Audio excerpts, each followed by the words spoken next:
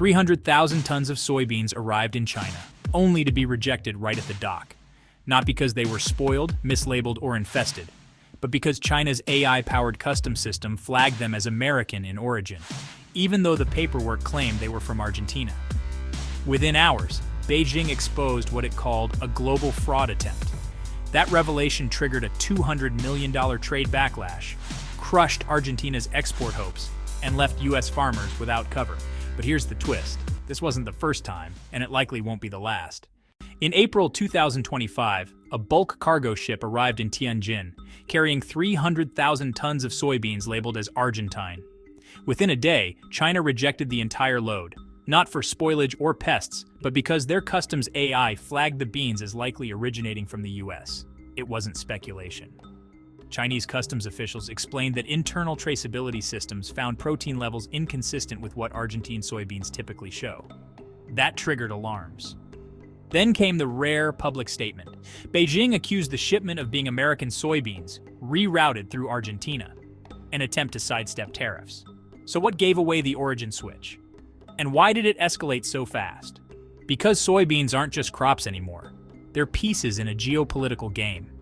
By April 2025, after the Trump administration imposed 145% tariffs on Chinese imports, China responded with up to 15% duties on American farm goods, wheat, beef, and yes, soybeans. As a result, U.S. soybean exports took a major hit, falling from 36.1 million tons in 2016 to only 22.1 million in 2024, a sharp 39% drop. Desperate exporters turned to workaround strategies, one of which was funneling American soybeans through third countries. The alleged scheme?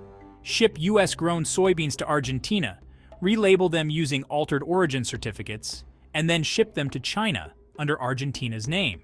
And it almost worked, because in 2024 alone, Argentina exported over 4.1 million tons of soybeans to China.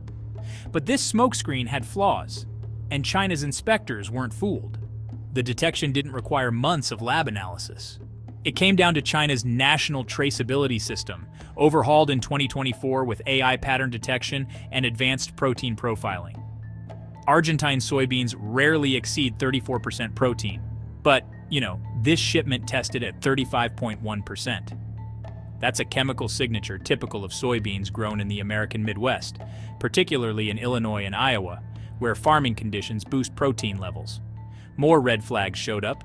The soybean sacks were made in the United States, and GPS data just didn't support the claim that the shipment came from Argentina. According to audit logs from Shanghai Customs, more than 98% of flagged shipments using the system have been verified by origin investigations, and, well, this wasn't an isolated case. In late 2024, another shipment, 200,000 tons, claimed to be from Argentina, but was flagged and rejected within 48 hours. The patterns were almost identical abnormal protein levels, reused American freight bags, and GPS data that contradicted the shipping route. Both cases leaned heavily on paperwork that simply didn't match physical and digital evidence. These weren't simple mistakes. They were carefully orchestrated attempts to exploit a system that no longer has blind spots. China's upgraded customs tech isn't just reactive, it's predictive. The AI flags suspicious cargo in real time by cross-checking biochemical data, shipping records, and logistical trails. And this time, the fallout spread far beyond just the United States exporters. After the rejection, Chinese buyers immediately halted deals. Contracts were suspended. According to Argentina's agriculture ministry, around $200 million in soybean trade vanished almost overnight.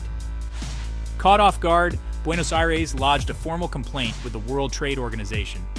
They accused United States exporters of sabotaging Argentine trade and damaging its global reputation. That's a serious blow, since in 2024, over 70% of Argentina's soybean exports, about 4.1 million tons, went straight to China. So when Chinese authorities flagged United States beans disguised as Argentine, Argentina became collateral in a trade war it didn't start. Now Argentine farmers, especially mid-sized producers, are under pressure. Their supply chains were built around steady Chinese demand. But suddenly they're being asked to prove their soybeans are truly local and not ghosts from American farms. In response, Argentina started talks with China to develop a certified traceability system. This system would use blockchain, GPS logging, and biometric lot tagging to verify the source of agricultural goods. But China was already ahead of the curve. Its customs technology doesn't just confirm where a shipment comes from, it tracks soil isotope signatures, seed DNA, and protein expression patterns to trace the crop's origin with 98% accuracy. Back in December 2024, the WTO held an emergency session to suggest global traceability standards following a wave of origin fraud cases. But even with these proposals, there are still major enforcement gaps. Analysts from Bloomberg Intelligence cautioned that unless these rules are adopted worldwide and supported by trade penalties, the temptation to cheat, especially while soybean futures remain volatile, will stay high. At this point, is it even possible to rebuild trust in the system when fraud has become part of the process? Argentina wasn't the only one caught in the storm. In late 2024, Chinese customs blocked 200,000 tons of soybeans labeled as Brazilian, only to reveal, using blockchain logs and isotope testing, that they had actually come from the US Midwest. The strategy had been tweaked. American soybeans were blended with Brazilian batches, relabeled with Brazilian export documents, and then shipped to China. But under scrutiny, the entire operation unraveled. China's Shandong port alone flagged 3 separate shipments in the fourth quarter of 2024, worth over 20 million yuan combined. Customs officials used detailed farm-level data, shipping paths, and digital crop certificates created under Brazil's 2023 traceability deal. By February 2025, China delivered a direct warning. If it confirms any U.S. soybeans resold through Brazil, it will apply harsh tariffs and cut export quotas. So, with these backdoor methods being shut down, how are U.S. exporters surviving?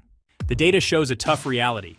U.S. soybean output dropped from 119 million tons in 2016 to just 100 million in 2024. Over that same period, exports to China fell by 39%, slashing about $4.5 billion in annual earnings.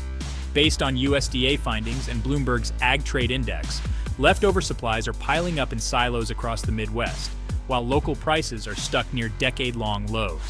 To adapt, U.S. traders have experimented with mixing batches, using third-country swaps, and rerouting shipments through Panama and West Africa. But these workarounds are becoming harder to pull off. China's customs network is building what the Financial Times calls a real-time global soybean DNA ledger. Without a direct link to China, who bought 66% of the world's soybeans in 2024, U.S. producers are running out of options. So, who's filling the gap left by the United States? And why? Well, Brazil is stepping in quickly. In 2024, China bought over 74 million tons of soybeans from Brazil, nearly 70% of its total soybean imports, spending around 26.93 billion yuan, based on China's General Administration of Customs. Argentina, while smaller, supplied 4.1 million tons that same year.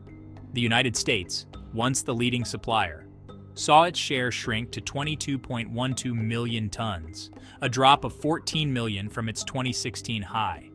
But this isn't only about tariffs. China's preference is shifting because of risk control. Unlike the United States, both Brazil and Argentina signed on to joint traceability systems. These tools let Chinese officials instantly verify the source and journey of agricultural shipments. With food security now a top priority, Beijing's move isn't short-term, it's a long-term strategy. And China isn't just switching suppliers, it's changing how prices are set. Rather than follow the market, China is beginning to steer it. In February 2025, Brazilian exporters tried to raise prices, citing crop damage from unstable rainfall. China hit back by releasing state reserves and canceling future orders, causing a 7% drop in futures prices within just 3 days, according to Bloomberg Commodities.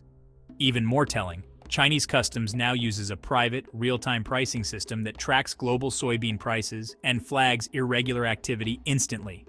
If Brazilian prices rise without any global reason, or even come within 5% of United States prices, China's system immediately triggers an audit and reviews the supply. This close surveillance has created what the Wall Street Journal describes as a kind of shadow pricing system, where China quietly controls what's considered an acceptable margin by hinting at canceling contracts. But what does this mean for the rest of the supply chain, even those far from global politics? Behind every tariff, supply chain reroute, and shipment turned away, there's silent damage spreading. In the United States, small and medium-sized soybean cooperatives, especially in Illinois, Iowa, and Minnesota, have seen overseas deals disappear. The National Farmers Union says over 11% of these farms are now losing money due to China pulling back on purchases. In Argentina, farmers are facing tighter loans and more complicated shipping as the re-export scandal has hurt their reputation. Chinese buyers aren't safe either. Food inflation in China jumped 4.2% year over year in the first quarter of 2025, with soy-based foods like tofu and pig feed rising the fastest. The IMF has warned that if grain trade stays unstable, it could cut 0.3% off the world's GDP by 2026. So what happens if the United States keeps getting locked out? If America stays shut out from China, the biggest soybean customer on the planet, the damage won't be short-term, it'll be deep and long-lasting. According to Rainbow Bank's 2025 Agriculture Finance Report, missing out on China's market could lead U.S. growers to cut back planting by as much as 5 million acres by 2026. Worse, we could see a wave of consolidation, where only the biggest agribusiness companies survive because they can handle unpredictable prices and rising shipping costs. Meanwhile, China isn't sitting still. It's expanding deals with Paraguay, using gene-edited seeds to grow more soy domestically, and building up port access in West Africa to create new trade routes. For U.S. exporters, the message couldn't be clearer. Rebuild trust, follow China's new data-driven rules, or get cut out from a $50 billion import market. And if you think soybeans are the final battle, think again.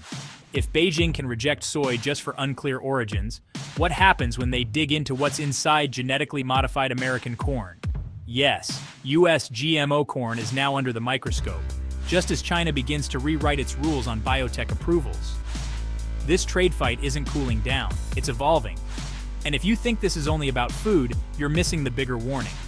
So ask yourself, if the world stops trusting the label "Made in the USA," how long before that doubt spreads from agriculture to banking, tech, and beyond? Because what's coming next could rattle the core of global trade. If you're still with us, hit that like button and subscribe. And don't miss the next video. We've got it ready for you right here.